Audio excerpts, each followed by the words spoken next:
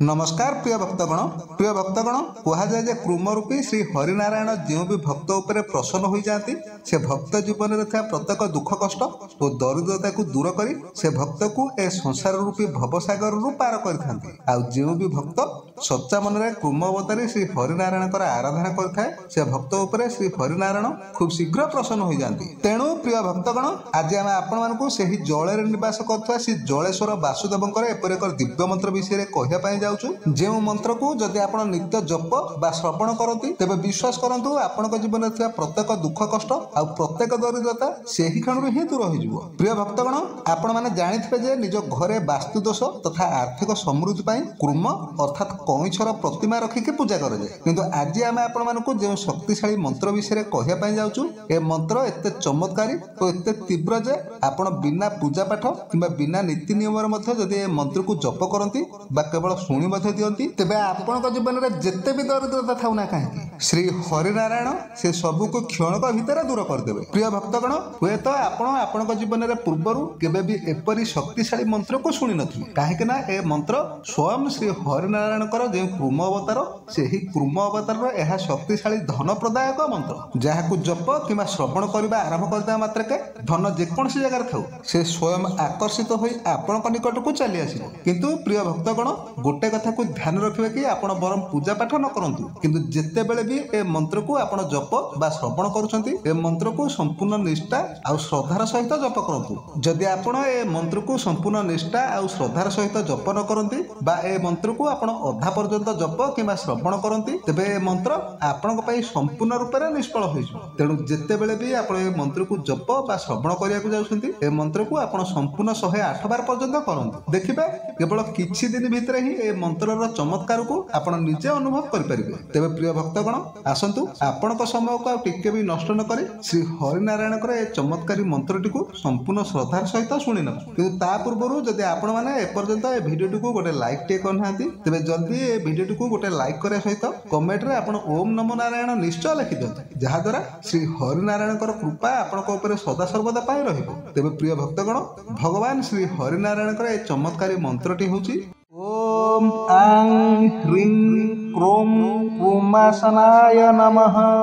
ओम श्रीं ह्रीं क्लीं आं क्रों कूर्मदेवाय विष्णुरूपाय सहस्रनामाय सर्वसंपत्तिप्रदाय गुप्तधनं मे देहि स्वाहा। ओम आं ह्रीं क्रों कृमासनाय नमः।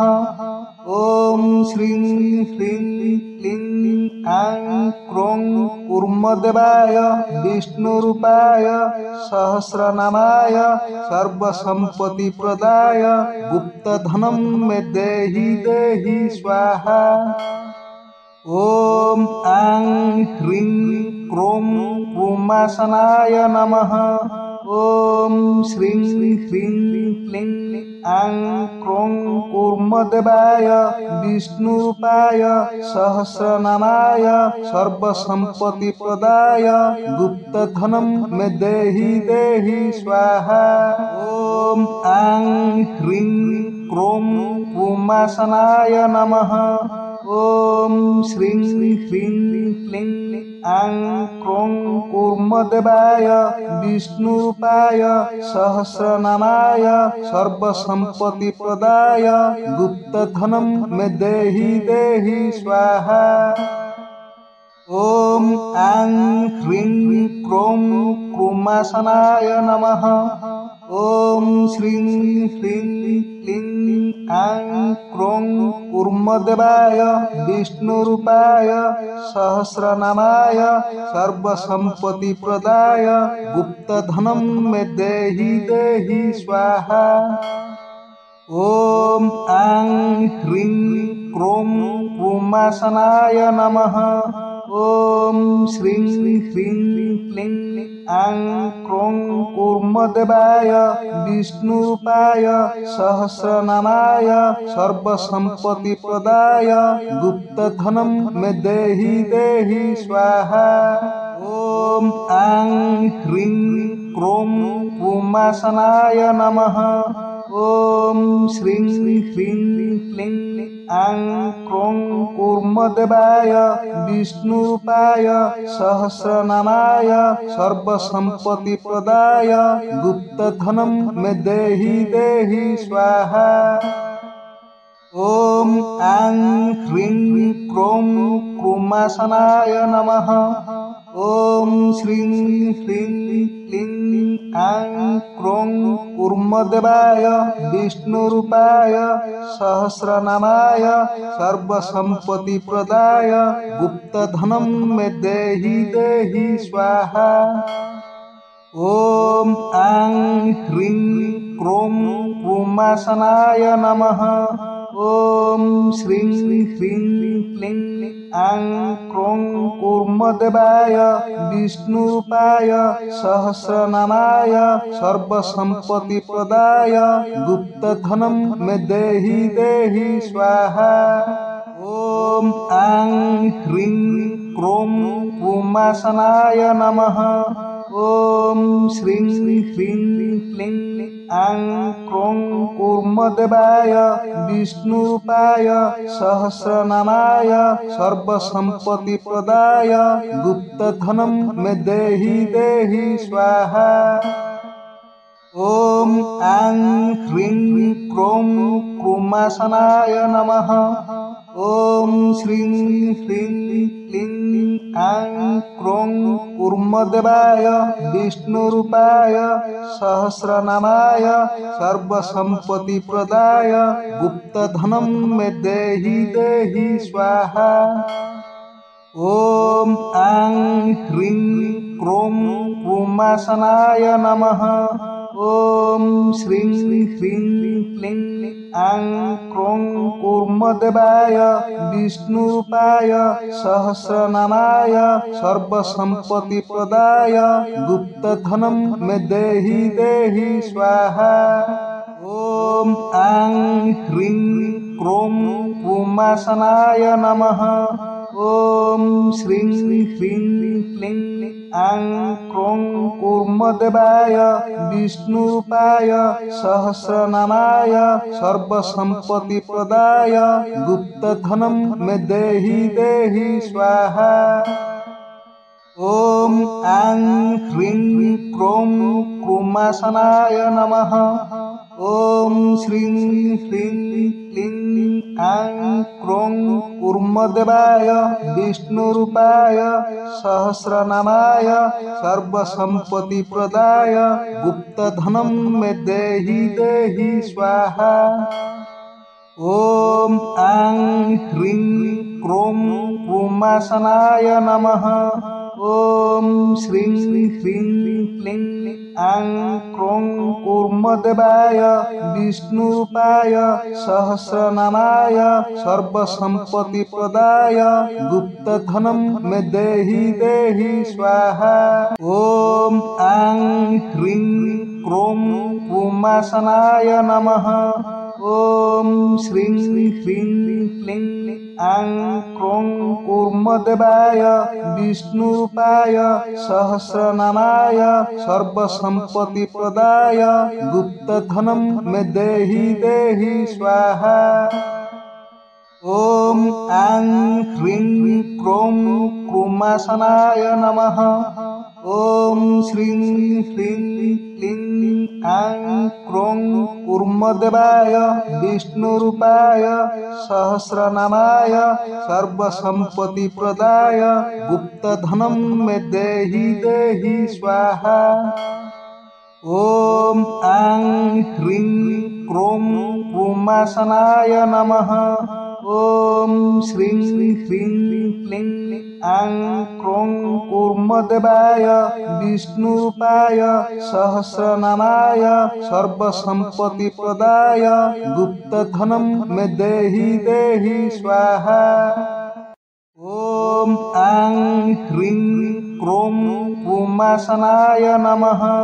ॐ श्रीं ह्रीं क्लीं ऐं क्रों कूर्मदेवाय विष्णुरूपाय सहस्रनामाय सर्वसम्पत्तिप्रदाय गुप्तधनं मे देहि देहि स्वाहा। ॐ ऐं ह्रीं क्रों क्रुमासनाय नमः।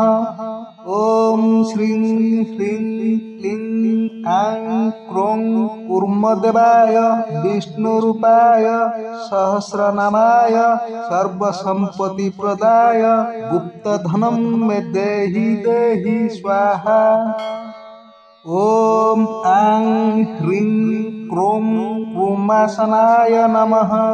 ॐ श्रीं ह्रीं क्लीं ऐं क्रों कूर्मदेवाय विष्णुरूपाय सहस्रनामाय सर्वसम्पत्तिप्रदाय गुप्तधनं मे देहि देहि स्वाहा।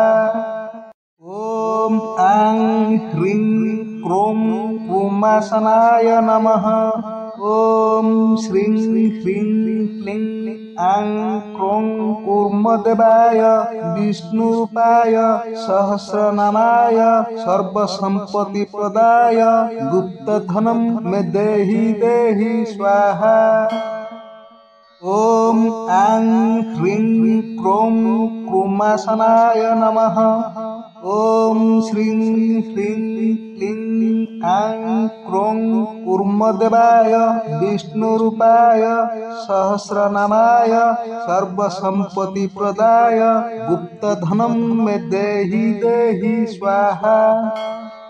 ॐ ऐं ह्रीं क्रों क्रुमासनाय नमः।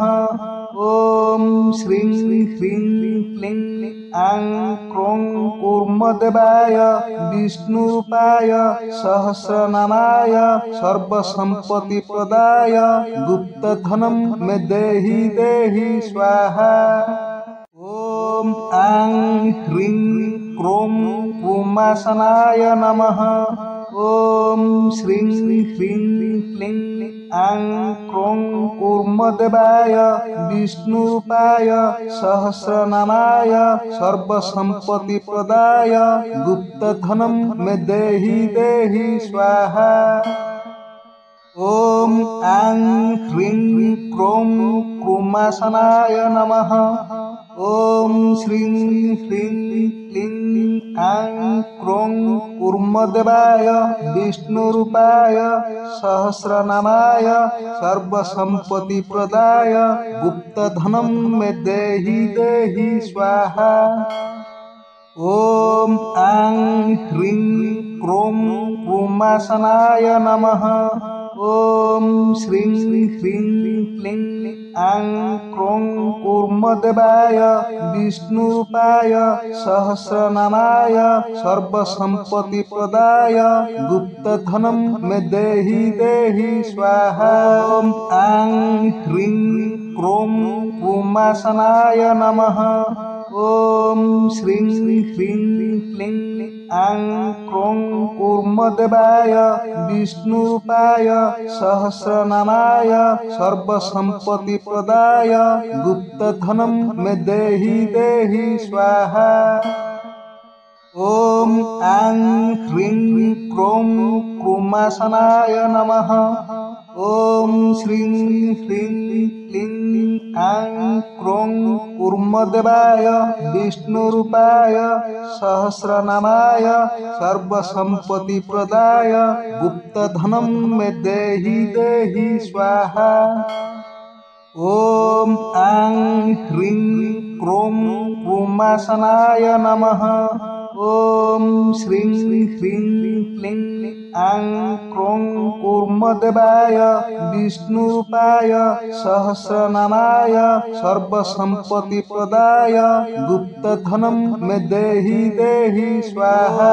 ऐं ह्रीं क्रों क्रुमासनाय नमः।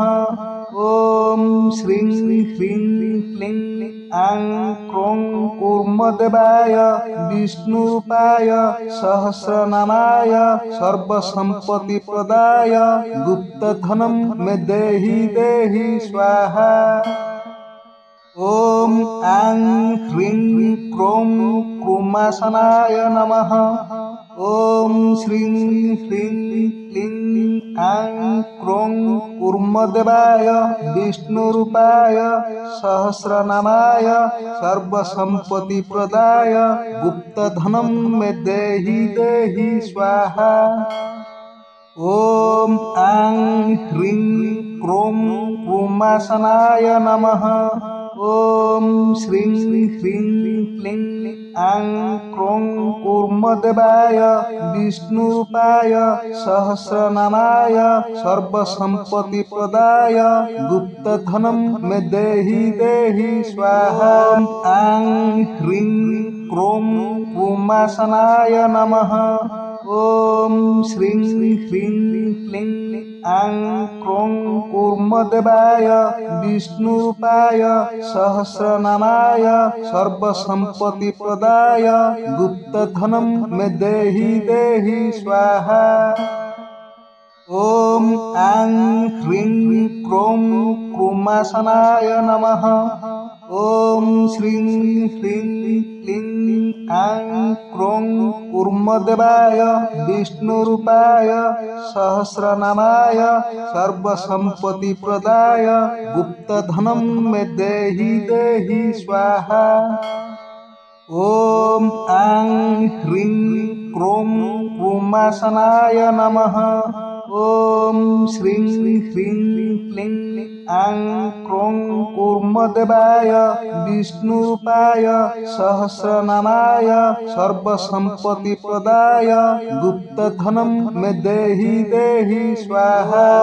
ऐं ह्रीं क्रों क्रुमासनाय नमः। ॐ श्रीं ह्रीं क्लीं ऐं क्रों कूर्मदेवाय विष्णुरूपाय सहस्रनामाय सर्वसम्पत्तिप्रदाय गुप्तधनं मे देहि देहि स्वाहा। ॐ ऐं ह्रीं क्रों क्रुमासनाय नमः। ॐ श्रीं ह्रीं क्लीं ऐं क्रों कूर्मदेवाय विष्णुरूपाय सहस्रनामाय सर्वसम्पत्तिप्रदाय गुप्तधनं मे देहि देहि स्वाहा। ॐ ऐं ह्रीं क्रों क्रुमासनाय नमः। ॐ श्रीं ह्रीं क्लीं ऐं क्रों कूर्मदेवाय विष्णुरूपाय सहस्रनामाय सर्वसम्पत्तिप्रदाय गुप्तधनं मे देहि देहि स्वाहा। ॐ ऐं ह्रीं क्रों क्रुमासनाय नमः। ॐ श्रीं ह्रीं क्लीं ऐं क्रों कूर्मदेवाय विष्णुरूपाय सहस्रनामाय सर्वसम्पत्तिप्रदाय गुप्तधनं मे देहि देहि स्वाहा। ॐ ऐं ह्रीं क्रों क्रुमासनाय नमः। ॐ श्रीं ह्रीं क्लीं ऐं क्रों कूर्मदेवाय विष्णुरूपाय सहस्रनामाय सर्वसम्पत्तिप्रदाय गुप्तधनं मे देहि देहि स्वाहा। ॐ ऐं ह्रीं क्रों क्रुमासनाय नमः। ॐ श्रीं ह्रीं क्लीं ऐं क्रों कूर्मदेवाय विष्णुरूपाय सहस्रनामाय सर्वसम्पत्तिप्रदाय गुप्तधनं मे देहि देहि स्वाहा। ॐ ऐं ह्रीं क्रों क्रुमासनाय नमः। ॐ श्रीं ह्रीं क्लीं ऐं क्रों कूर्मदेवाय विष्णुरूपाय सहस्रनामाय सर्वसम्पत्तिप्रदाय गुप्तधनं मे देहि देहि स्वाहा। ॐ ऐं ह्रीं क्रों क्रुमासनाय नमः। ॐ श्रीं ह्रीं क्लीं ऐं क्रों कूर्मदेवाय विष्णुरूपाय सहस्रनामाय सर्वसम्पत्तिप्रदाय गुप्तधनं मे देहि देहि स्वाहा। ॐ ऐं ह्रीं क्रों कूर्मासनाय नमः। ॐ श्रीं ह्रीं क्लीं ऐं क्रों कूर्मदेवाय विष्णुरूपाय सहस्रनामाय सर्वसम्पत्तिप्रदाय गुप्तधनं मे देहि देहि स्वाहा। ॐ ऐं ह्रीं क्रों कूर्मासनाय नमः। ॐ श्रीं ह्रीं क्लीं ऐं क्रों कूर्मदेवाय विष्णुरूपाय सहस्रनामाय सर्वसम्पत्तिप्रदाय गुप्तधनं मे देहि देहि स्वाहा। ॐ ऐं ह्रीं क्रों कूर्मासनाय नमः। ॐ श्रीं ह्रीं क्लीं ऐं क्रों कूर्मदेवाय विष्णुरूपाय सहस्रनामाय सर्वसम्पत्तिप्रदाय गुप्तधनं मे देहि देहि स्वाहा। ॐ ऐं ह्रीं क्रों कूर्मासनाय नमः। ॐ श्रीं ह्रीं क्लीं ऐं क्रों कूर्मदेवाय विष्णुरूपाय सहस्रनामाय सर्वसम्पत्तिप्रदाय गुप्तधनं मे देहि देहि स्वाहा। ॐ ऐं ह्रीं क्रों कूर्मासनाय नमः। ॐ श्रीं ह्रीं क्लीं ऐं क्रों कूर्मदेवाय विष्णुरूपाय सहस्रनामाय सर्वसम्पत्तिप्रदाय गुप्तधनं मे देहि देहि स्वाहा। ॐ ऐं ह्रीं क्रों कूर्मासनाय नमः। ॐ श्रीं ह्रीं क्लीं ऐं क्रों कूर्मदेवाय विष्णुरूपाय सहस्रनामाय सर्वसम्पत्तिप्रदाय गुप्तधनं मे देहि देहि स्वाहा। ॐ ऐं ह्रीं क्रों कूर्मासनाय नमः। ॐ श्रीं ह्रीं क्लीं ऐं क्रों कूर्मदेवाय विष्णुरूपाय सहस्रनामाय सर्वसम्पत्तिप्रदाय गुप्तधनं मे देहि देहि स्वाहा।